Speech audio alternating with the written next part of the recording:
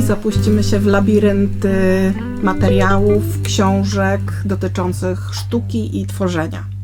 I pewnie pomyślicie sobie, czemu w dzisiejszych czasach kupować książki, to takie oldschoolowe. Przecież na YouTubie, w internecie mamy tyle materiałów dotyczących tworzenia, różnego rodzaju technik, warsztatów. Czy jest sens? Na to pytanie każdy musi sobie odpowiedzieć sam. Myślę, że to zależy, co kto lubi i z czego kto lubi korzystać. Ja po prostu książki lubię tak w ogóle, nie tylko te o sztuce. Ale do książek o sztuce mam też swoje dodatkowe podejście. Dlatego, że korzystam z nich jako z takich narzędzi, materiałów do pracy. Bardzo lubię kupować książki o sztuce, o tworzeniu, o technikach, o materiałach i korzystam z tych książek, korzystam z nich cały czas. I oprócz tego, że oczywiście też oglądam YouTube i uwielbiam oglądać filmy pokazujące, jak ktoś tworzy i opowiadające o nowych technikach, nowych możliwościach, to oprócz tego lubię też czytać książki i zdarza mi się, że kupuję książki napisane przez youtuberów. Bo też już doszliśmy do tego etapu, gdzie youtuberzy, zwłaszcza ci anglojęzyczni, też publikują jakieś swoje książki dotyczące tej tematyki artystycznej, którą oni się na tych kanałach zajmują. Dlaczego książki? Książkę można z sobą wziąć na fotel, na wakacje, poczytać.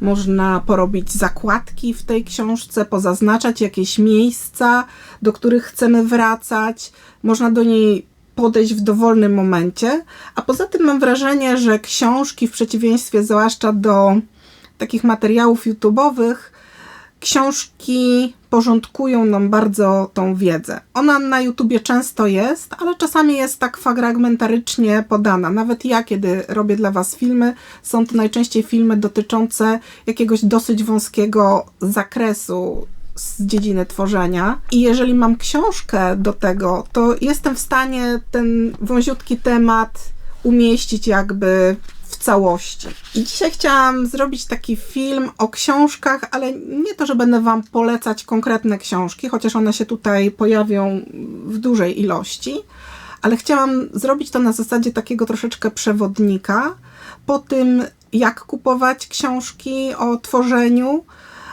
jakiego rodzaju książki, dla kogo, bo inne książki będziemy kupować, kiedy jesteśmy początkujący, inne, kiedy jesteśmy bardziej zaawansowani. A obecny rynek książek artystycznych, zwłaszcza jeżeli kupujemy również anglojęzyczne książki, to ten rynek jest bardzo duży i czasami trudno się połapać, a po co niepotrzebnie wydawać pieniądze na pozycje, które nie będą nam odpowiadały.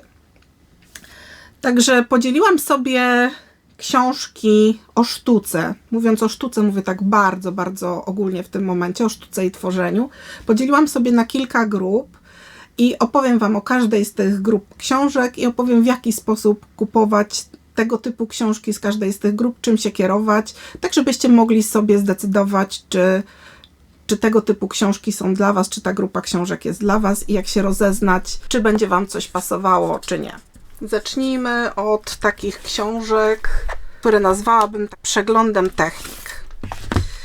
Tutaj mam kilka takich książek. Osobiście myślę, że każdemu wystarczy w domu jedna taka maksymalnie.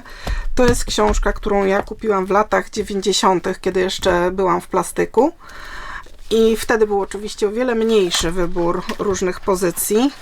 Jak widzicie, ta książka już jest dosyć mocno zużyta.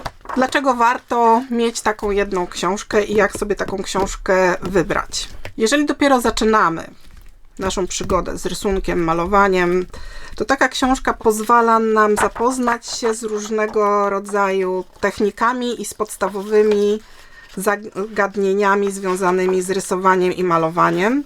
One zwykle mają jakieś krótkie wprowadzenie dotyczące kompozycji, sposobu rysowania, tego, co to jest walor, czyli takie zupełne podstawy, a potem bardzo często jest w tych książkach przegląd najróżniejszych technik.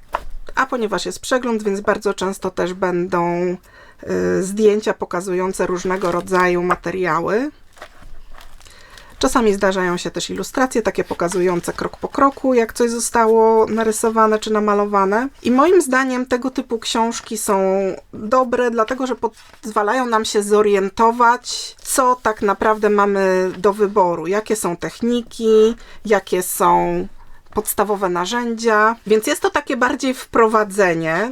Na pewno te książki, tego typu książki nie nauczą Was porządnie jak rysować i malować, bo tak naprawdę nie takie jest ich zadanie.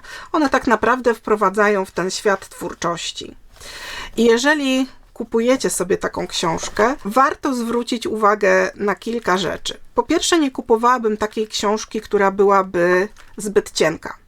Dlatego, że mamy tu przegląd różnego rodzaju technik, a tych technik rysunkowych i malarskich jest całkiem sporo, więc jeżeli książeczka będzie miała raptem 100 stron, to one i tak będą bardzo, bardzo po łebkach przedstawione.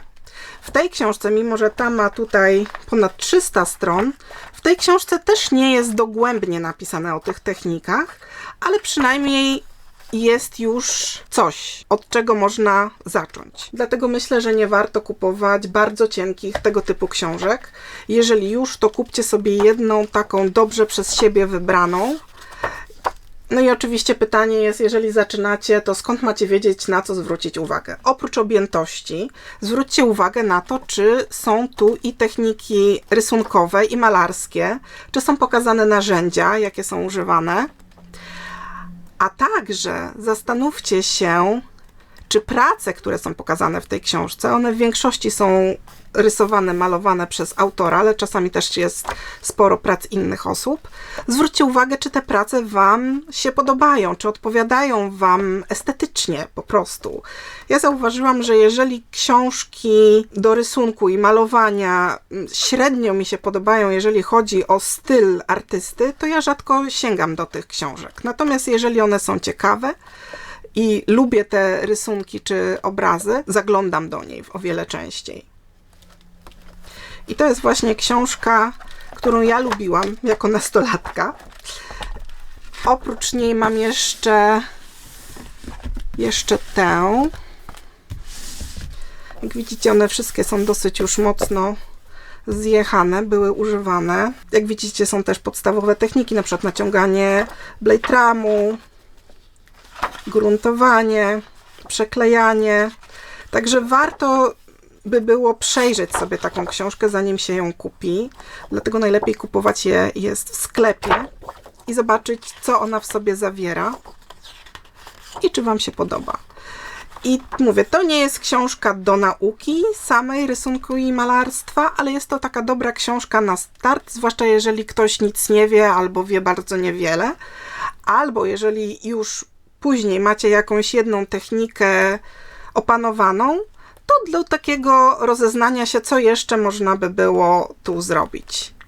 I jakie inne jeszcze techniki, metody można by było zastosować. Pamiętajcie jednak, że materiały, które się w nich pojawiają, oczywiście niektóre z tych materiałów będą takimi materiałami, które cały czas są zawsze dostępne w sklepach, dlatego że pewne rzeczy się nie zmieniają, ale też na naszym rynku pojawia się dużo nowych materiałów i jeżeli chodzi o takie nowinki, nie będzie to oczywiście książka, która o tych nowinkach będzie mówiła, ale będzie mówiła o takich podstawach i o tych zwykłych rzeczach. Teraz druga grupa książek i w tej grupie mamy jakby takie 3 podgrupy.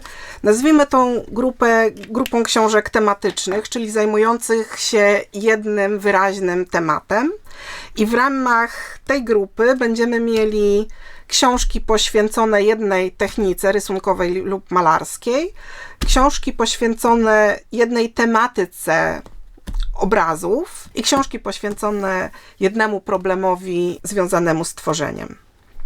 Zacznijmy najpierw od tych dotyczących techniki jednej. To są zwykle książki, od których najczęściej zaczynamy naszą przygodę, kiedy już chcemy nauczyć się czegoś konkretnego. Tamta poprzednia grupa, o której mówiłam, to był taki przegląd, takie rozeznanie się, żebyśmy wiedzieli, o co chodzi generalnie, ale jeżeli chcemy nauczyć się jednej techniki. Jeżeli chcemy nauczyć się rysować lub malować, to musimy kupić sobie jakąś książkę taką bardziej instruktażową i najczęściej sięgamy wtedy właśnie po książkę poświęconą jednej technice, dlatego że wtedy można troszeczkę dokładniej zgłębić ten temat, a jeżeli w jednej książeczce będzie kilka technik, to wszystkie będą troszeczkę tak po łebkach. Patrząc na te książki poświęcone jednej tematyce, warto też zwrócić uwagę, do kogo one są adresowane.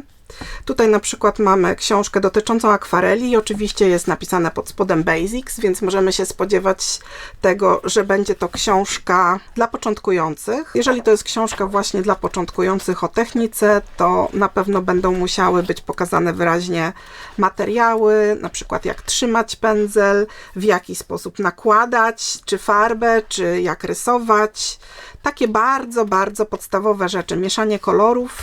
I teraz dla porównania też druga książka, która też dotyczy akwareli, ale tak jak ta była właśnie dla początkujących, to ta jest już książką dla kogoś, kto już przynajmniej jest średnio zaawansowany w tej tematyce, dlatego że jest to książka też o akwareli, ale już o używaniu ograniczonej palety, więc tak jakby po tytule można się zasugerować, że jest to już troszeczkę krok dalej w zaawansowaniu, bo wiadomo, jeżeli się uczymy na początku, to uczymy się o wszystkim, a ograniczona paleta to już jest jakby pewne zawężenie tematu albo pójście o krok dalej. Więc to już jest ta książka jakby na następny etap, mówię dla średnio zaawansowanych na przykład. Oprócz tego jeszcze, oprócz książek poświęconych właśnie danej technice, możemy też sięgać po gazetki. Tutaj mam 2 egzemplarze Pastel Journal, to jest pismo tworzone w Stanach Zjednoczonych. Ono też na przykład występuje w wersji elektronicznej, więc to nie muszą być papierowe rzeczy. I tutaj w momencie, kiedy ktoś już jest średnio zaawansowany albo zaawansowany, to jest fajnie też zaglądać do tych czasopism, bo one pokazują daną technikę i to, co się w niej dzieje teraz. Więc są przedstawione sylwetki współczesnych artystów, są pokazane często nowe techniki przez tych artystów używane, ale także mamy też pokazane kwestie związane z materiałami i na bieżąco już z użyciem tych materiałów współcześnie. Więc czasopisma takie artystyczne są czymś, co w fajny sposób wzbogaca naszą wiedzę dotyczącą danej techniki. Te czasopisma pokazujące właśnie pracę współczesnych twórców są fajnym sposobem na wzbogacenie swojego warsztatu, na zobaczenie, co kto robi, na zainspirowanie się tym. W grupie tematycznej oprócz samych technik tworzenia będziemy mieli też tematykę obrazów, czyli książki poświęcone jednemu tematowi, jaki jest uwzględniany w obrazach. Tutaj mam kilka do pokazania. Na przykład o urban sketchingu, czyli rysowanie w mieście. Tutaj o rysowaniu portretów węglem, więc to jest jeszcze większe zawężenie, bo już nie dotyczy samych portretów tylko, ale też tylko i wyłącznie portretów rysowanych węglem. Tu mamy o malowaniu pejzaży, a tutaj mamy o malowaniu pejzaży, ale w technice akwareli i guaszu. Także myślę, że tego typu książki, tu Wam szybciutko przerzucę parę stron z nich. To jest świetna książka, bardzo lubię tego twórcę. On głównie pracuje dla wytwórni filmów animowanych, ale naprawdę jest świetny jako rysownik i tutaj druga z tych książek też pokazuje jego szkice w terenie właśnie malowane akwarelką i gwaszem. W książkach poświęconych jednemu tematowi, w tym wypadku na przykład portretowi, mamy już jakby takie głębsze wejście właśnie we wszystkie problemy związane z tworzeniem tego typu prac. Tu bardzo często zdarzają się znowu zdjęcia pokazujące krok po kroku, jak dany obraz był tworzony. I jeżeli książka jest dobra, to będą też bardzo fajne opisy, gdzie twórca omawia to, co robił w danym momencie, w jaki sposób, czego używał. Tutaj ta książka o urban sketchingu, czyli też o takim bardzo specyficznym temacie, ostatnio bardzo popularnym na świecie. I też ona pokazuje wszystkie zagadnienia związane z tym tematem. I materiały, i techniki, podejście. Tutaj jest też pokazane sporo prac różnych osób. To są zwykle szkice, więc macie też takie fajne przegląd tego, co kto robi i jak to wygląda. Tu może już jest mniej takich prac pokazujących krok po kroku, ale te obrazy, szkice ilustrują tematy, które są tu poruszane. Tu kolejna z takich to jest właśnie też Nathana Fowlksa. Ta już o pejzażu w akwareli i w guaszu. I tutaj przede wszystkim jest mowa o szkicach. Są fenomenalne szkice tego gościa. Że widzicie, mamy pracę skończoną i mamy krok po kroku pokazane i opisane, jak powstawał ten szkic. Tutaj jeszcze kolejny z tematów, pejzaż, bardzo często realizowany temat i też właśnie wszystkie zagadnienia związane tutaj też z malowaniem w plenerze i w studio, czyli z malowaniem pejzaży w ogóle jako takich. Ponieważ mówimy o plenerze, więc tutaj na przykład są pokazane sztalugi, czy w jaki sposób aranżuje ktoś malowanie w swojej pracowni, materiały, ale tutaj bardziej jest już nacisk na samą tematykę i różne problemy, na przykład związane z malowaniem w plenerze, a już nie tak na te inne zagadnienia. I teraz taką trzecią tutaj podgrupą książek tematycznych jest podgrupa podchodząca do właściwie problemów w malarstwie i w rysunku i do problemów, które nie dotyczą konkretnego tematu, ale dotyczą malowania i rysowania jako takiego. Tutaj na przykład mamy książkę poświęconą kolorowi i ta książka nie ogranicza się tylko do pejzażu czy portretu, tylko po prostu cała jest poświęcona kolorowi i cały nacisk już jest kładziony na to zagadnienie.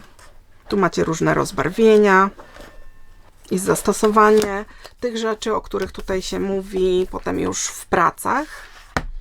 Tu książka następna o kompozycji. To jest książka jednego z youtuberów, bardzo fajny kanał pan Ian Roberts ma. I ja sobie ją dosyć niedawno kupiłam, bo to jest dosyć nowa książka. W niej są poruszane wszystkie zagadnienia związane z komponowaniem obrazów i rysunków. Jak widzicie, bardzo dużo ilustracji. Warto właśnie kupować tego typu książki z polecenia, albo jeżeli ktoś zrobił recenzję w internecie, albo jeżeli, tak jak ja ją kupiłam akurat, jeżeli doceniam ten kanał i gościa, który ten kanał tworzy i jego wiedzę i umiejętności, to jakby od razu z założenia wiedziałam, że ta książka będzie wartościowa, dlatego że treści, które on przekazuje na swoim kanale, są bardzo wartościowe. I tutaj z takich tematycznych jeszcze zagadnień, tylko to muszę dosyć wybiórczo wam pokazać, dlatego że to jest książka Anatomia dla artystów. Ostrożnie otwórzmy gdzieś na jakichś szkieletach najlepiej. W dzisiejszych czasach nie wszystko można w internecie pokazywać. Tu mamy zdjęcia szkieletów, tutaj zdjęcia w ruchu pokazujące.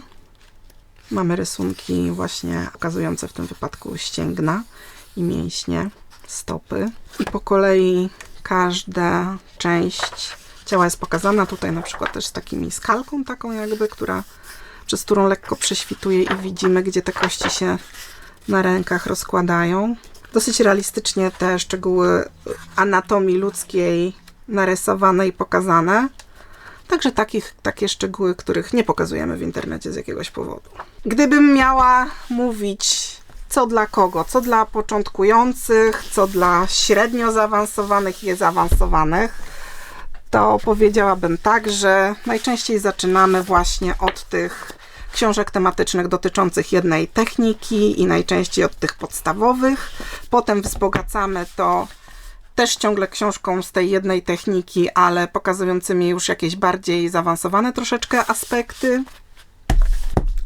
A następnym jakby etapem są książki te tematyczne, pokazujące nam czy konkretną tematykę obrazu zgłębiającą, zwłaszcza jeżeli interesują nas przede wszystkim pejzaże, to wtedy na przykład kupujemy sobie książki dotyczące malowania pejzaży, albo te dotyczące książki konkretnych zagadnień.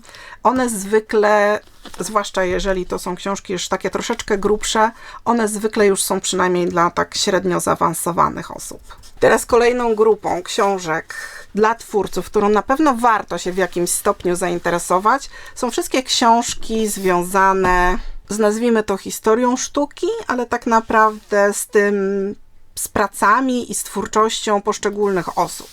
I możemy tutaj zacząć od takiej najbardziej przeglądowej książki, czyli takiej jakby troszeczkę encyklopedii. Książki, która w dosyć pobieżny sposób całą tą historię sztuki nam pokazuje. Tutaj mamy od samych początków, przez wieki, tak typowy przegląd. Tutaj jest i architektura, i rzeźba, tutaj mamy wszystko po prostu. Więc jeżeli interesuje Was tego typu wiedza, to zwykle warto taką jedną książkę mieć. To jest bardziej tak na przejrzenie i zorientowanie się. O wiele ciekawszą rzeczą i tutaj taką bardziej wartościową, kiedy już sami tworzymy, są pozycje albumowe, zwłaszcza dotyczące jednego twórcy albo jednego kierunku. I jeżeli już jakiś twórca wpadł Wam w oko, jeżeli ktoś Wam się bardzo podoba, jedna osoba, to starajcie się kupować grubsze książki tej osoby, a nie takie cieniutkie. Taka cieniutka książka, jak ta na przykład o Stanisławskim, jest tylko takim właściwie punktem wyjścia. Tutaj są pokazane najbardziej znane i najczęściej reprodukowane prace tego artysty. Więc to jest tylko takie coś na początek, żeby ewentualnie się zorientować, czy ten twórca w ogóle nam się podoba, czy nie. Natomiast w momencie, kiedy już zakręcimy się na kogoś, to wtedy warto zainwestować i kupić, powiedziałabym, jak najgrubszą książkę o tym artyście, na jaką nas stać. Tutaj jest książka, to jest taka wielotomowa kobyła o Sargencie. Jaki jest plus tego typu albumu nad takim cieniuteńkim, zwykłym? No plus jest taki, że oprócz tych najbardziej sztandarowych, znanych prac tego artysty, będziemy mieli też prace mało znane. Ponieważ to jest wielotomowa rzecz, ja Was nie będę namawiała na kupowanie wielotomowych, bo to już jest duży wydatek, ale ten zbiór książek zawiera prace wszystkie tego artysty, więc mamy wtedy przekrój najróżniejszych tematów, którymi on się zajmował. I oczywiście jest pokazane mnóstwo prac, a także takie bardzo mało znane prace, szkice wręcz. I moim zdaniem oglądanie szkiców innych artystów to jest fantastyczna rzecz, bo szkice pokazują nam, jak wygląda proces twórczy u danej osoby. W momencie, kiedy lubicie kogoś, jednego malarza, warto zainwestować w jak najgrubszą książkę z jego pracami, na jaką Was stać, bo wtedy znajdziecie też te prace, które raczej nie pojawią się w internecie. Historia sztuki zawsze nam się kojarzy, no już z nieżyjącymi twórcami najczęściej, ale przecież mamy też coś takiego jak sztuka współczesna. I warto też kupować sobie prace tych twórców, którzy żyją obecnie. I często też się zdarza, że współcześni youtuberzy, którzy pokazują swoje prace w internecie, też publikują tego typu prościutkie książeczki pokazujące ich własne prace. Jest to o tyle fajne, że mamy większy kontakt z tym, co się dzieje obecnie, a nie tylko z tym, co działo się powiedzmy 100 lat temu. Tu jest jeden ze szkicowników, który ja sobie kupiłam tego artysty. Już nawet nie pamiętam, w jaki sposób trafiłam. Chyba ktoś w internecie to pokazywał i mi się tak strasznie ten szkicownik podobał. Jeżeli mówimy o historii sztuki, to historia sztuki może dotyczyć też jakichś wąskich zagadnień. Tutaj na przykład jest taka, nazwijmy to popularno-naukowa już książka, Historia koloru Marii Rzepińskiej. Ilustracji już jest o wiele mniej, także jest to już książka głównie do czytania. ale bardzo fascynująca, jeżeli kogoś to interesuje. Albo książka na przykład Davida Hockneya i Martina Grayforda, Historia obrazów. To jest książka mówiąca o zmianie w podejściu do obrazów i o tym, w jaki sposób artyści wykorzystywali odkrycia techniczne, które były im dostępne. U nas często się pojawiają debaty, czy używanie fotografii to jest oszukiwanie, czy nie. Myślę, że przeczytanie tej książki może troszeczkę zmienić wasze podejście do tego, co jest oszustwem, a co nie w sztuce. Polecam tą do przeczytania sobie. Fajnie też sobie kupować książki poświęconych wielu twórcom i pokazującym tą twórczość w jednej pozycji książkowej. Tutaj mamy akurat o ilustracjach dla dzieci. Spotykacie się wtedy z różnym podejściem, z różnymi stylami malarskimi czy ilustracyjnymi i w jednej książce, w jednej pozycji macie rozeznanie, co kto robi i na co warto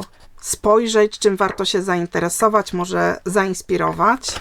Z kolei książka dotycząca portretu, Portrait Revolution, to jest o grupie osób, właściwie już bardzo dużej grupie osób, która ostatecznie funkcjonuje w internecie i wymienia się jakby swoimi własnymi portretami. Oni udostępniają swoje własne zdjęcia i rysują siebie i malują nawzajem. To jest taka otwarta grupa. Wydaje mi się, że jeszcze cały czas to funkcjonuje.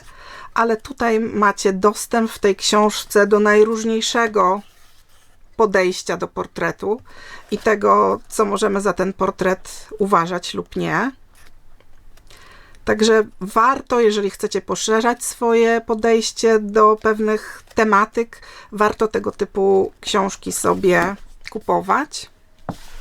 Tutaj jeszcze książka pokazująca prace wykonane w pastelu. Ona pokazuje tutaj bodajże amerykańskich artystów. To jest też z ostatniego czasu. I ponieważ ja interesuję się pastelem, więc fascynuje mnie to, co inne osoby w tej technice robią.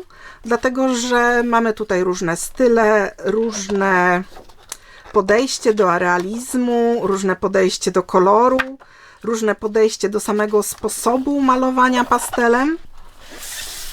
Oczywiście nie trzeba też kupować książek takich dużych. Można czasami zdobyć gdzieś katalogi z jakiejś desy czy galerii, która sprzedaje swoje pozycje i wtedy macie dostęp jakby do tego, co kto maluje w Polsce. To też jest taki sposób na rozeznanie się, zwłaszcza na naszym własnym poletku.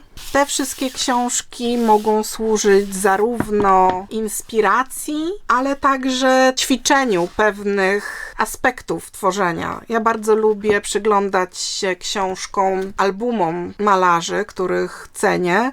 Bardzo lubię patrzeć na to, w jaki sposób oni na przykład traktują kompozycję, jak ujmują pewne tematy, jak do tego podchodzą i czasami robię sobie szkice takie malutkie, prościutkie z tych obrazów. Jeżeli coś mnie bardzo zainteresowało, tak jakby staram się przeanalizować, rozłożyć na czynniki pierwsze te obrazy. Historia sztuki, albumy, tego typu rzeczy to są takie bardziej pozycje karmiące naszą motywację, nasze zainteresowania i też wzbogacające jakby nasze pomysły na to, co można samemu robić.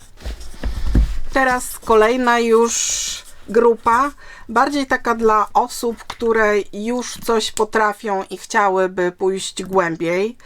To jest grupa książek dotyczących tak naprawdę technologii. Technologii, czyli tego, w jaki sposób zagruntować pod obrazie, jak zrobić grunt, w jaki sposób zrobić sobie farby. Często tutaj są pokazane te rzeczy, których obecnie już nie robimy, dlatego że pewne materiały kupujemy gotowe. To jest dla tych, którzy chcieliby zobaczyć, jak dawniej się to robiło, albo zgłębić od podstaw to i jakby stać się bardziej świadomym tego wszystkiego, co używamy i czym się posługujemy. Ale to są takie bardzo już, zwłaszcza bardzo takie techniczne i takie już dla osób bardzo zainteresowanych tym aspektem tworzenia. Mamy też grupę książek, które nie mówią nam o tym, jak tworzyć, ale podtrzymują naszą motywację w tworzeniu, radość tworzenia. Tutaj Creative License, czyli książka o tym, w jaki sposób znaleźć w sobie właśnie tą radość tworzenia, jak to robić. Ta jest po angielsku. Ta Creative Act, The Way of Being, ta książka wydaje mi się, że ostatnio jest już też w tłumaczeniu na polski. To jest taka bardzo specyficzna książka, bardziej motywacyjna i z takim troszeczkę, moim zdaniem, podejściem dalekowschodnim. Takie przemyślenia głębsze, refleksje. W zależności od tego, co kto lubi, to właśnie warto też sięgać po różne pozycje motywacyjne, dlatego że dzięki temu nie tracimy zapału i dalej chcemy robić to, co robimy i zyskujemy więcej energii. I w tej grupie dorzuciłam też książki, chociaż może powinnam to już osobno dać troszeczkę, dotyczące psychologii i tej strony psychologicznej sztuki. Tutaj taka cieniuteńka pozycja, którą niedawno nabyłam. Te książki pokazujące już sam proces twórczy od tej strony czysto psychologicznej, więc jeżeli te obszary Was interesują, to też będzie książka dla Was. I o ile, nawet jeżeli jesteście początkujący, to tego typu książki motywacyjne bardzo fajnie sobie czytać i kupować, to ta już jest bardziej specyficzna i dla osób, które są zainteresowane takimi troszeczkę innymi aspektami związanymi z twórczością. Jeszcze jedna grupa książek i teraz się troszeczkę zdziwicie, bo to są książki, które nazwałabym takimi książkami referencyjnymi. One nie dotyczą samego rysowania i malowania. Tutaj podzieliłam je na dwie grupy, tak troszeczkę. Te dwie są o ptakach, ale tutaj bardziej mam na myśli takie książki pokazujące dany przedmiot naszego zainteresowania. Tu są ptaki, mogą być kwiaty, mogą to być jakieś albumy z kwiatami, albo wręcz katalogi roślin. Tych książek używamy wtedy, kiedy chcemy się nauczyć, jak rysować poszczególne tematy, tutaj akurat ptaki. To są takie książki wspomagające. Ale jeżeli dopiero się uczycie rysować ptaki i nie chcecie przeczesywać internetu, to jeżeli macie taką książkę, to bardzo fajnie, szybciutko można się nauczyć proporcji tych ptaków, po prostu patrząc i robiąc szkice na podstawie tych ilustracji, dlatego że tu i tu są ilustracje. Nie mówię o tym, żeby to kopiować i potem uważać, że to jest własne, ale do takiego procesu uczenia się jest to bardzo fajnie. Niektóre z tych książek też mają czasami pokazaną anatomię zwierzaków. Tutaj mamy na przykład anatomię skrzydła ptaka, jakie są poszczególne pióra. To już w momencie, kiedy interesują nas jakieś konkretne obiekty, tak jak ptaki tu na przykład. A tu są książki dotyczące fotografii. Nie chodzi o to, żebyśmy nauczyli się z nich fotografować, tylko chodzi o to, żebyśmy się przyjrzeli samym zdjęciom i temu, w jaki sposób są na przykład ustawione. Tutaj mamy różnego rodzaju martwe natury, bo to jest o fotografii potraw. Jaka jest kompozycja, jak są ustawione te przedmioty, jakie jest oświetlenie. Można sobie robić szkice na podstawie tego typu książek i kopiować jakby do swojego szkicownika te rozwiązania kompozycyjne, a potem wykorzystywać je jakby, wnioski, które z tego wyciągniecie, do swoich własnych prac. A tu mamy też książki i czasopisma dotyczące innych fotografii. To jest dosyć stara książka i zdjęcia są czarno-białe. Bardzo fajna, jeżeli chodzi o podejście do waloru, czyli jasno, ciemno na obrazie. Można zobaczyć, jakie są rozwiązania kompozycyjne. Zwłaszcza te starsze książki albumowe dotyczące fotografii często są dosyć tanie. Tutaj mamy z kolei jakieś czasopismo stare. Fotografia jest o tyle fajna do podglądania. To, w jaki sposób fotografowie rozwiązują, zwłaszcza kompozycje, dlatego że pod względem kompozycji w sumie fotografia niewiele różni się od malowania. Też mamy płaszczyznę, na której są zakomponowane elementy jasne, ciemne i te wszystkie zasady kompozycji, które są w fotografii, one też przecież dotyczą malarstwa, więc warto u fotografów podglądać to, co oni zrobili, na co wpadli i potem sobie uczyć się z tego. Tutaj mamy z National Geographic, więc naprawdę bardzo dobrej jakości zdjęcia. Jak widzicie, warto zaglądać do innych pozycji, nie tylko dla tych przewidzianych bezpośrednio dla rysowników, malarzy, ale też dla fotografów. Warto szukać innych książek, które będą nas inspirowały. Nie chodzi mi o to, żebyśmy malowali z tych zdjęć obrazy, bo obrazy powinniśmy, jeżeli korzystamy z zdjęć, to korzystać z własnych fotografii, ale o to, żebyśmy patrzyli, w jaki sposób ci fotografowie używają kompozycji, w jaki sposób używają koloru, jakie rozwiązania stosują i żebyśmy się uczyli tych rozwiązań i potem stosowali je już malując swoje własne prace, swoje własne tematy. Pewnie nie wyczerpałam całego zakresu najróżniejszych grup z książkami dla artystów. Jeżeli wy macie jakieś pomysły, to bardzo chętnie posłucham. Może się podzielicie jakimiś swoimi najlepszymi książkami, które uwielbiacie, dotyczącymi któregokolwiek z tych zagadnień, albo takimi, które z kolei rozczarowały was, bo takie nam też się zdarzają. Ja tutaj starałam się pokazywać wam takie książki, które moim zdaniem są co najmniej dobre, a niektóre bardzo dobre. Także zapraszam was do podzielenia się w komentarzach swoimi wnioskami. Jeżeli chcecie zobaczyć filmik, w którym pokazuję kilka konkretnych książek, tak troszeczkę bardziej dokładnie, to zapraszam do obejrzenia tutaj tego filmu. A na dzisiaj to już wszystko i do zobaczenia w następnym filmie.